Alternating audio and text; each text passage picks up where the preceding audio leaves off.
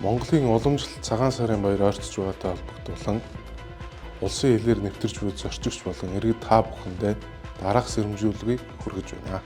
Иргэд та бүхэн Хиндийн чалаас буюу Америкийн нэгдсэн улс, Бүгд найрамдах Хятад ард улс, Бүгд найрамдах Турк улс, Бүгд найрамдах Солонгос улс гэх мэт улс орнуудаар Facebook, Instagram болон бусад худалдааны платформоор дамжуулан үйлдвэрлэгч нь тодорхой бус эрүүл ахуйн шаардлагат нийцэхгүй хууль тогтоомжоор заасан зөвшөөрөлт хэмжээнээс хэтрүүлсэн архи сотуурлах ундааны зүйлсийг улсын хэлээр нэвтрүүлэх, захиалах хийж худалдан авах, бусдаар дамжуулан худалдан авахгүй байхыг анхааруулж байна.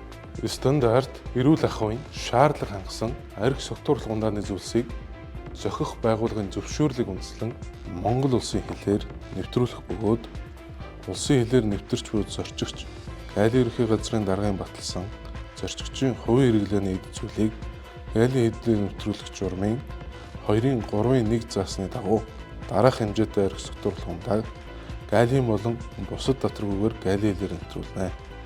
Үүнд архины зүйл 2 литр, дарс 2 литр, шар ариг 3 литр. Дээрх хэмжээнд зааснаас илүү тоо хэмжээгээр нэвтрүүлсэн тохиолдолд зөрчлийн тухай болон холбогдох бусад хууль тогтоомж заасны дагуу хариуцлага хүлээх болохыг Гайлийн байгууллагаас сэрэмжлүүлж байна. Иймд иргэд та бүхэн хууль журмыг чандлан сахиж эрсдэлтэй хууль бус худалдаа зөрчлөөс өөрсдөө хамгаалж онлайн захиалгаар гадаад улсаас архи сотуурлах ундааны зүйлс захиалж авахгүй байхыг анхааруулж байна. Баяр ёслолоо аюулгүй хариуцлагатай тэмдэглэхийг Гайлийн байгууллагаас уриалж байна. Гайлийн ерөнхий газар